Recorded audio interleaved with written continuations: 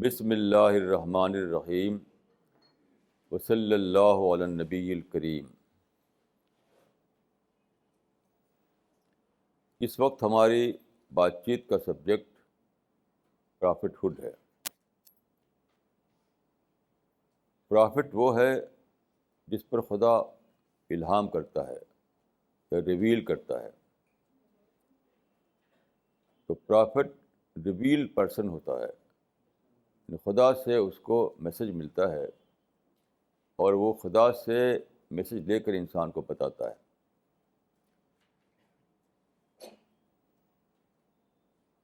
میرا تجربہ یہ ہے کہ لوگ غیر ضروری طور پر الفاظ کو استعمال کرتے ہیں، حالانکہ گہرائی میں جا کر دیکھیں تو ان کے الفاظ بالکل بے معنی ہوتے ہیں۔ مثلاً انڈیا میں ایک رائٹر تھے، ان کا نام تھا عبد الرحمن بجنوری، ایک ویل نون رائٹر ہیں وہ، عبد الرحمن بجنوری۔ انہوں نے غالب کا جو دیوان ہے، یعنی غالب کا جو آپ جانتے ہیں کہ شعر کا جو کمپائلیشن ہوتا ہے اس کو دیوان کہتے ہیں، تو غالب کے شعر کا جو کمپائلیشن ہے یعنی دیوان، تو اس پر انہوں نے ایک کمنٹری لکھی ہے، دیوان غالب پر کمنٹری۔ اس کمنٹری کا جو پہلا سینٹنس ہے، یعنی عبد الرحمن بجنوری کی کمنٹری کا جو پہلا سینٹنس ہے وہ یہ ہے کہ انڈیا میں الہامی کتابیں صرف دو ہیں، وید اور دیوان غالب۔ یعنی انڈیا میں ریویلڈ بکس صرف دو ہیں، ایک وید اور دوسرے غالب کا دیوان۔ دیکھیے یہ بالکل بیس لیس بات ہے، کیونکہ وید کو آپ پڑھیں تو وید میں کہیں بھی یہ کلیم نہیں کیا گیا ہے کہ یہ ریویلڈ کلام ہے، یہ خدا کی طرف سے آیا ہوا کلام۔ تو ایک اور شخص کہہ رہا ہے، تو اس کو کہتے ہیں مدعی سست گواہ چست۔ یعنی کلیم کرنے والا تو کلیم کر نہیں رہا ہے، آپ خود ہی خود اس کو ایسا بتا رہے ہیں۔ ویدوں کا ترجمہ میں نے اردو میں پڑھا ہے، کیونکہ سنسکرت میں نہیں جانتا۔ میں کنوکشن کے ساتھ کہہ سکتا ہوں کہ ویدوں میں کبھی بھی ایسا نہیں کہا گیا ہے کہ یہ خدا کی طرف سے اترا ہوا کلام ہے، یہ ریویل بک ہے۔ ایک اور انسان اس کے بارے میں بتا رہا ہے۔ اسی طرح سے غالب جو ہے، غالب نے کبھی بھی کلیم نہیں کیا کہ میں پیغمبر ہوں اور میں جو بات بولتا ہوں وہ خدا کی طرف سے آئی ہوئی بات ہے۔ تو جب وید یہ کلیم نہیں کرتے، جب غالب یہ کلیم نہیں کرتے، تو کسی اور کے کہنے سے کیا وہ بات صحیح ہو جائے گی؟ یاد رکھیے پوری ہسٹری میں یہی ہوا ہے۔ جن لوگوں کے بارے میں دھوم سے فتویٰ دیتے ہیں انہوں نے خود کبھی کلیم ہی نہیں کیا۔ یعنی وید نے کلیم نہیں کیا، غالب نے کلیم نہیں کیا، متنبی نے کلیم نہیں کیا، مسیلمہ نے بھی صحیح معنوں میں کبھی کلیم نہیں کیا، اسی طرح سے بہاء اللہ خان نے یا غلام احمد قادری نے کبھی کلیم نہیں کیا۔ جو ان کا کلیم تھا وہ ادر دین پرافٹ ہوڈ تھا۔ میں نے عرض کروں گا کہ اگر کوئی یہ کہے کہ میں ہمالیہ پہاڑ ہوں تو ایک الگ کلیم ہے، وہ اس کو آپ دیکھیے الگ طریقے سے۔ یہ تو آپ نہیں کہہ سکتے کہ وہ کہہ رہا ہے کہ میں پیغمبر ہوں۔ تو جہاں تک پیغمبری کی بات ہے، میں پورے کنوکشن سے کہہ سکتا ہوں کہ پیغمبر کا یہ کہنا کہ میں پیغمبر ہوں، یہ اپنے آپ ہی میں ایک پروف ہے، کیونکہ کسی اور نے کہا نہیں۔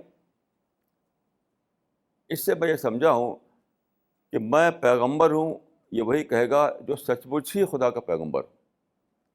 جو پیغمبر نہ ہو اس کی زبان سے کبھی یہ نکل نہیں سکتا ہے۔ اتنی بڑی بات ہے، اتنی بڑی بات، اتنی بڑی بات ہے کہ سارے پہاڑ آپ کے سر رکھ دیے جائیں وہ شاید آسان ہوگا، یہ کہنا آسان نہیں ہے کہ میں پیغمبر ہوں۔ اچھا، یہ اتنی بڑی یونیورس جس نے بنائی، اتنے بڑے یونیورس کو جو سسٹین کیے ہوئے ہے، اتنے بڑے یونیورس کا جو کنٹرولر ہے، اس کا جو کریٹر ہے، کیسے کوئی بول سکتا ہے کہ اس کے یونیورس کے کریٹر کی طرف سے مجھے میسج آیا ہے، کیسے کوئی بولے گا؟ دیکھیے جھوٹ کی بھی ایک لمیٹیشنس ہوتی ہے، ایک لمٹ ہوتی ہے، ایک لمٹ ہی کی حد تک آپ جھوٹ بول سکتے ہیں. بعض جھوٹ ایسے ہوتے ہیں کہ وہ آپ بول نہیں سکتے. آپ کیسے کہیں گے سورج کو میں نے اپنی مٹھی میں لے لیا تھا؟ کیسے کہیں گے آپ؟ یہ کہہ نہیں سکتے ہیں آپ. سارے سمندر کو میں پی گیا، کیسے بولیں گے آپ؟ تو جھوٹ کی ایک لمٹ ہوتی ہے. کچھ چیزیں آپ بول سکتے ہیں جھوٹ کے طور پر، کچھ چیزیں ایسی ہیں جو آپ بول نہیں سکتے. آپ جھوٹے ہو تب بھی نہیں بولیں گے آپ. انہیں میں سے یہ بات ہے کہ میں خدا کا پیغمبر ہوں. کوئی کتنا ہی بڑا جھوٹ بولنے والا ہو، یہ جھوٹ کبھی نہیں بولے گا وہ، کیونکہ اس کی کیپیسٹی سے باہر ہے یہ.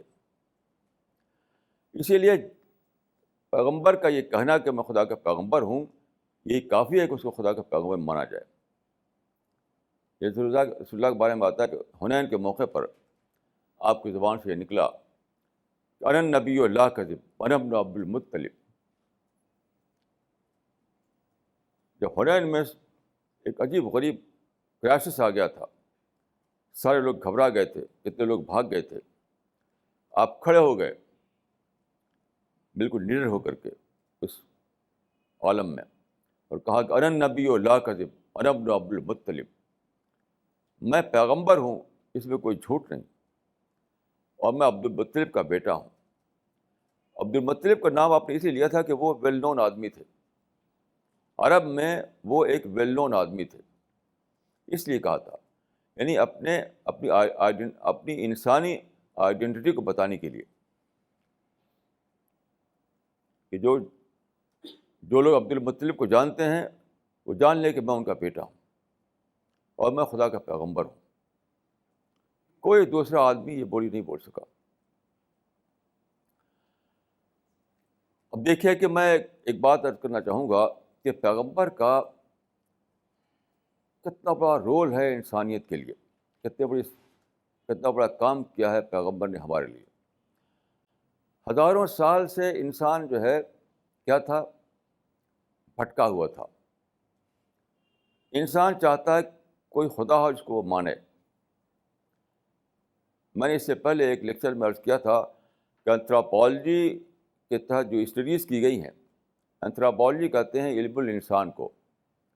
انسانی سوسائٹی کے مطالعے کا نام علم الانسان یا انتھروپالوجی ہوتا ہے. تو نون ہسٹری جو ہے، جو تقریباً 25,000 ایئرس تک جاتی ہے، اس کو کھنگالا انہوں نے، اور بہت دنوں تک، میں سمجھتا ہوں کم سے کم 150 سال تک اسٹڈی کی انہوں نے.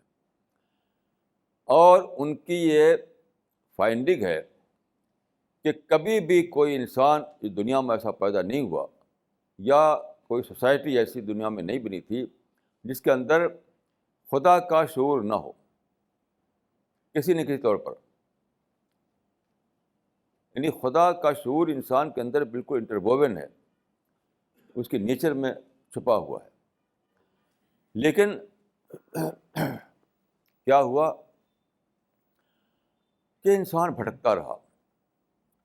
کبھی سورج کو خدا مان لیا، کبھی چاند کو خدا مان لیا، کبھی اسٹارس کو مان لیا کہ یہ سب دیوتا ہیں، ماؤنٹین اور اوشن کو خدا مان لیا. پھر کبھی سمجھا کہ خدا ایک ہے، کبھی خدا کا خدا دو ہے، کبھی کا خدا تین ہے، کبھی خدا کاؤنٹلیس خدا ہیں. تو خدا کے بارے میں اندر وہ محسوس جو کرتا تھا کہ خدا تو ہے، لیکن خدا کون ہے اور کتنے ہیں، خدا اس کے بارے میں انسان بھٹکا رہا. تو یہ ہزاروں سال سے انسان کی ضرورت تھی کہ یہ جانے خدا کے بارے میں. تو محمد صلی اللہ علیہ وسلم کا یہ کارنامہ ہے کہ انہوں نے انسان کو بتایا کہ قل هو اللہ احد اللہ الصمد لم یلد ولم یولد ولم یکن لہ کفوا احد. انہوں نے بتایا کہ خدا ایک ہے، وہ آل پاورفل ہے، وہی کریٹر ہے.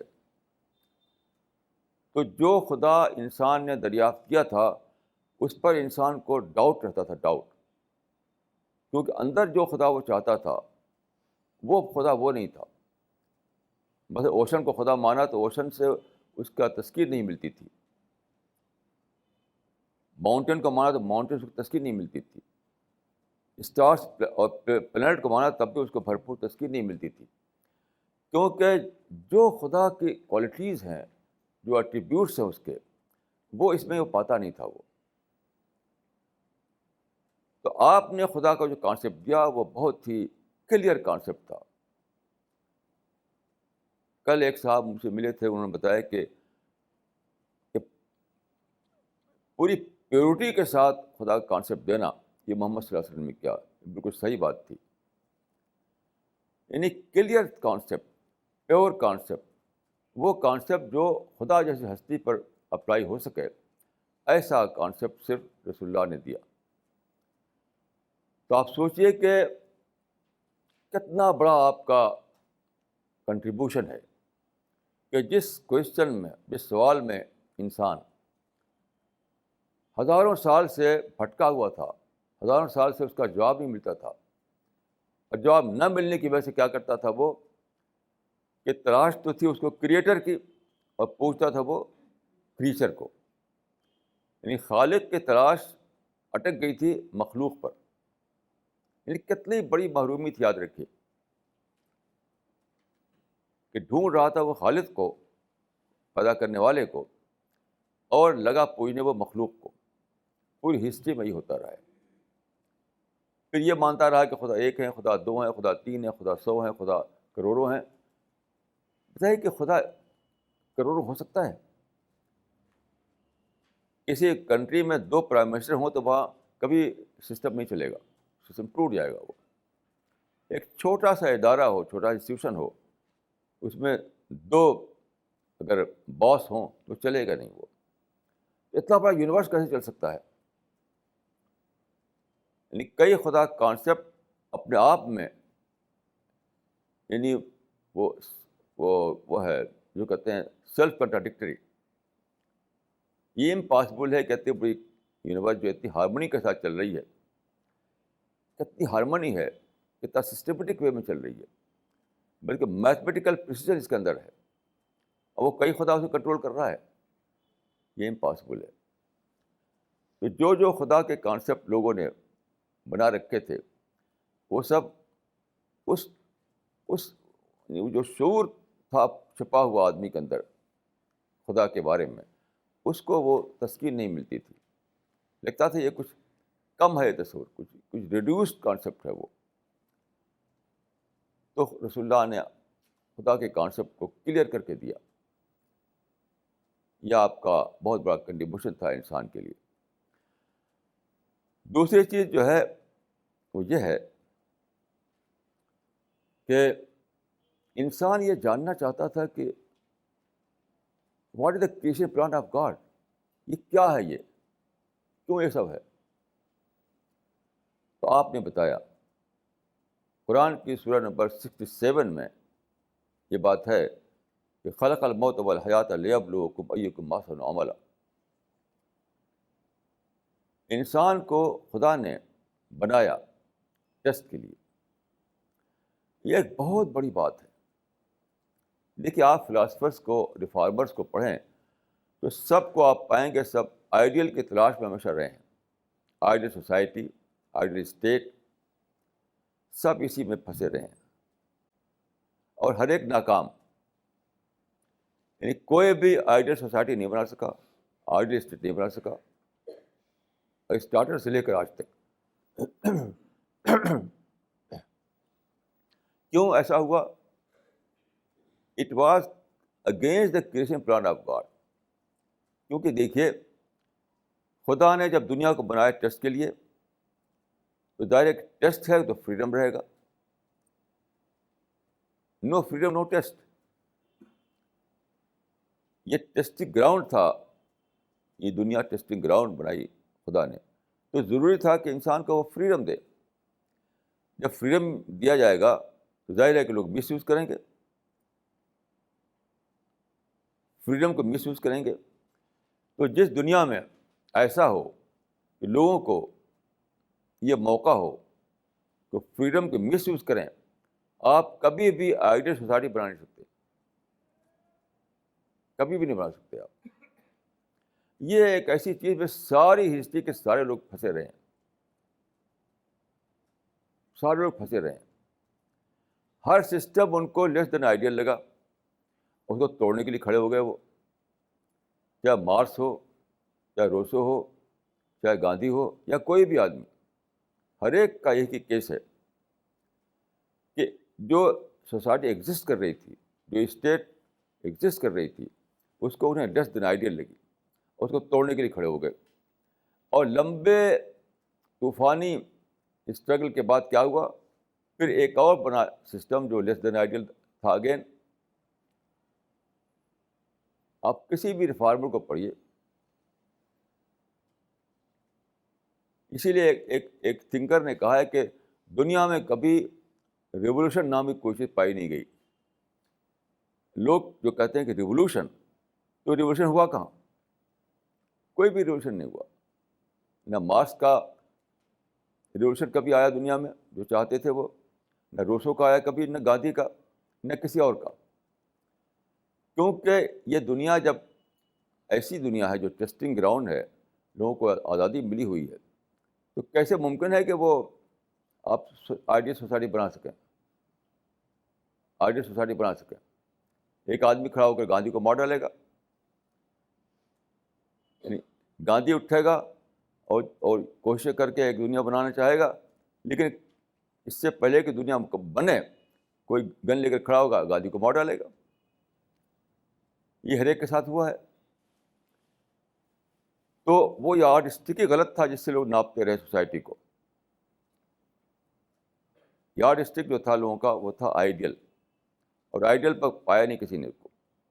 تو سارے لوگوں کو آپ دیکھیں، سارے ریفارمرس پھنسے رہے کس میں؟ توڑ پھوڑ میں، سسٹم کو توڑنے میں. رسول اللہ نے پہلی بار یہ بتایا کہ status quoism is the best policy.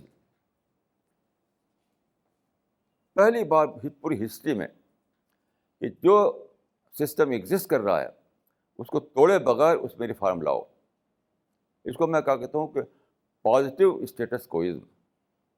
پوری ہسٹری میں پہلی بار پرافٹ نے یہ بتایا کہ بغیر توڑے ہوئے جو اپرچونیٹیز ہیں اس کو اویل کرو. کیونکہ تم توڑو گے ایک سسٹم کو تو نیا سسٹم جو آئے گا پھر اگین وہی پرابلم ہوں گے. پرابلم فری سسٹم کوئی نہیں، آئیڈیل سسٹم کوئی بھی نہیں. لیکن ان مال عسر یسرا، یعنی آپ نے بتایا ہر سسٹم، چاہے وہ کوئی بھی سسٹم ہو، ہمیشہ اس کے اندر اپرچونیٹیز موجود رہتی ہیں. تو ignore the problem, avail the opportunities. یہ ہے ان مال عسر یسرا کا فارمولہ. یہ کتنی بڑی چیز ہے جو رسول اللہ نے دی دنیا کو. ہر ایک انسان اس سے بے خبر تھا. جتنے بھی لوگ اٹھے، ارسطاٹل سے لے کر گاندھی تک، سب کا یہ حال ہوا کہ چونکہ ایگزسٹنگ سسٹم انہیں ناقص نظر آیا، آئیڈیل سے کم نظر آیا، تو اس کو توڑنے کھڑے ہو گئے وہ. اور توڑنے کے بعد پھر وہی دوبارہ ایک اور سسٹم ناقص وجود میں آ گیا جو لیس دین آئیڈیل تھا. تو صحیح پالیسی کیا ہے؟ Ignore the problem and avail the opportunities.